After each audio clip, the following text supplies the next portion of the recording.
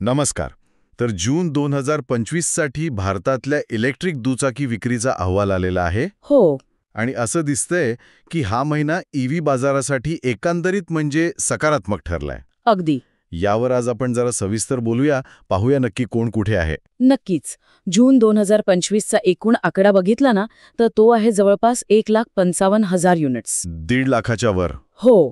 म्हणजे मागच्या महिन्याच्या तुलनेत आपण ज्याला MOM म्हणतो, त्यात साधारण 4% वाढ आहे. ओके. आणि YOY म्हणजे मागच्या वर्षीच्या जून महिन्याच्या तुलनेत बघितलं तर तब्बल 15% वाढ दिसतेय. अच्छा, म्हणजे वाढ तर नक्कीच दिसते बाजारात. हो. सातत्यपूर्ण वाढ आहे, हे चांगलं चिन्ह आहे. बरोबर.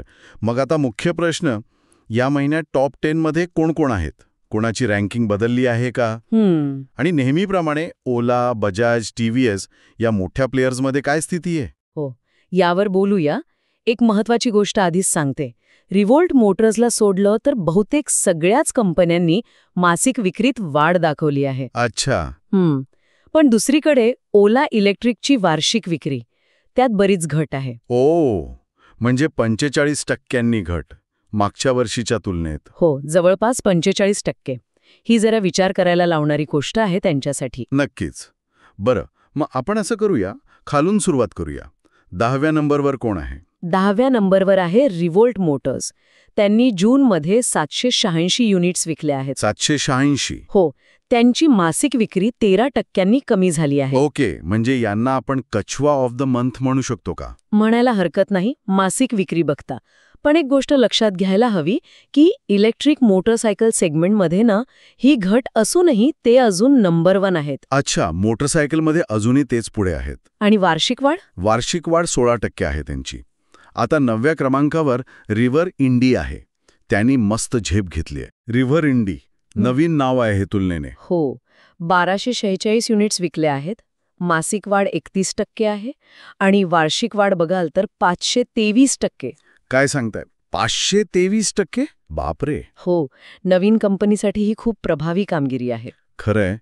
8व्या नंबरवर? 8व्यावर प्युअर EV आहे. 16% मासिक आणि तब्बल 321% वार्षिक वाढ आहे त्यांची. चांगली वाढ आहे ही पण. आणि 7वा नंबर? 7व्या नंबरवर बिगॉसने तर कमाल केली आहे. ओ का? काय झालं? मागच्या महिन्यात ते 10व्या स्थानी होते, आता थेट 7व्यावर. अरे वा. त्यांची मासिक आणि वार्षिक दोन्ही वाढी 83% आहे. जबरदस्त. म्हणजे यांना आपण नक्कीच या महिन्याचे चीता म्हणू शकतो. अगदी. खरंच खूप मोठी झेप आहे ही. कदाचित त्यांची नवीन मॉडेल्स किंवा मार्केटिंग स्ट्रॅटेजी कामी आली असेल. शक्यता आहे.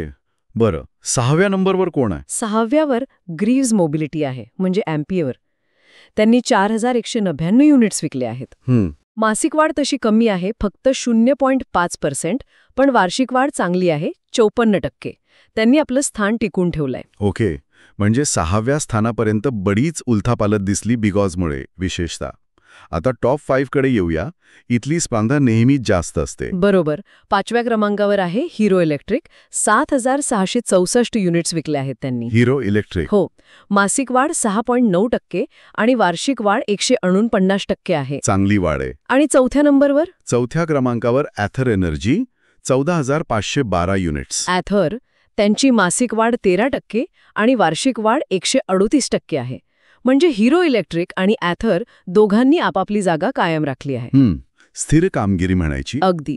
आता 3ऱ्या क्रमांकावर ओला इलेक्ट्रिक. ओला? हो. काय आहे त्यांचे आकडे? त्यांनी जूनमध्ये 20,189 युनिट्स विकल्या. मासिक विक्री बघितली तर 9.1%ने वाढली आहे.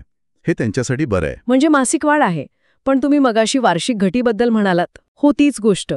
वार्षिक विक्री तब्बल 45%ने कमी झाली आहे. मागच्या वर्षी जूनमध्ये त्यांची विक्री खूप जास्त होती, त्या मानाने ही घट मोठी आहे. 45% घट ही खरंच लक्षणीय आहे. याचं कारण काय असू शकतं? बाजारात स्पर्धा वाढली आहे, नवीन पर्याय आले आहेत. नक्कीच. ते एक महत्त्वाचं कारण असू शकतं. आता बाजारात खूप पर्याय उपलब्ध आहेत आणि ग्राहक पण विचार करून निवड करतोय. बरोबर. बरं, दुसरा नंबर? दुसऱ्या नंबरवर आहे बजाज चेतक. त्यांनी 23,004 युनिट्स विकले आहेत. बजाज. त्यांची कामगिरी कशी आहे? खूप चांगली. मासिक वाढ 5.6% आहे आणि वार्षिक वाढ 156% आहे. 150% जास्त वार्षिक वाढ. हो, बजाजची ही सातत्यपूर्ण आणि मजबूत वाढ दाखवते की पारंपरिक कंपन्या ईव्ही मार्केटमध्ये कशा स्थिरावू शकतात. खरंय. त्यांची ब्रँड व्हॅल्यू, विश्वासार्हता याचा नक्कीच फायदा होत असणार. आणि मग पहिल्या नंबरवर कोण? पहिल्या नंबरवर पुन्हा एकदा TVS मोटर. TVS iQ? हो, त्यांनी जूनमध्ये 25,274 इलेक्ट्रिक स्कूटर्स विकल्या आहेत. मासिक वाढ 2.9% आहे आणि वार्षिक वाढ 81%. TVSने आपलं पहिलं स्थान एकदम पक्क ठेवलंय. ग्रेट. म्हणजे टॉप 3 मध्ये TVS, बजाज आणि मग ओला. पण ओलाची वार्षिक घट ही मोठी बातमी आहे. नक्कीच. ही झाली स्कूटर सेगमेंटची गोष्ट. आता जरा मोटरसायकल सेगमेंटबद्दल बोलूया का? हो, नक्कीच. तिथे रिव्होल्टचं काय झालं? रिव्हॉल्टने 786 युनिट्स विकल्या, 13% मासिक घट झालीये, पण तरीही ते सेगमेंटमध्ये टॉपला आहेत. ओके.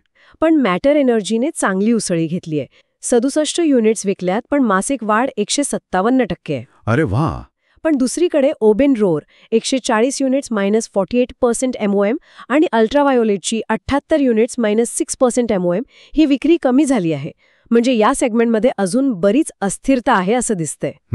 अजून तेवढं स्थिरावलेलं नाहीये हे सेगमेंट स्कूटरच्या तुलनेत. बरोबर. तर या सगळ्या आकडेवारीतून आपण काय मुख्य निष्कर्ष काढू शकतो थोडक्यात सांगायचं तर? सगळ्यात महत्त्वाचं म्हणजे एकूण ईव्ही दुचाकी बाजारात वाढ चालू आहे. मासिक 4% आणि वार्षिक 15%.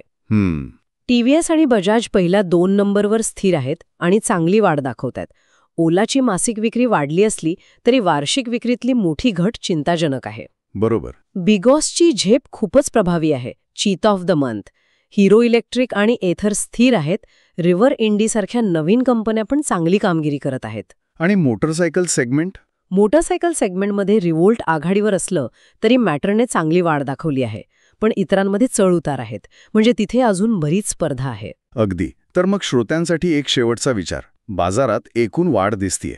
TVS आणि बजाज सारख्या कंपन्या मजबूत आहेत.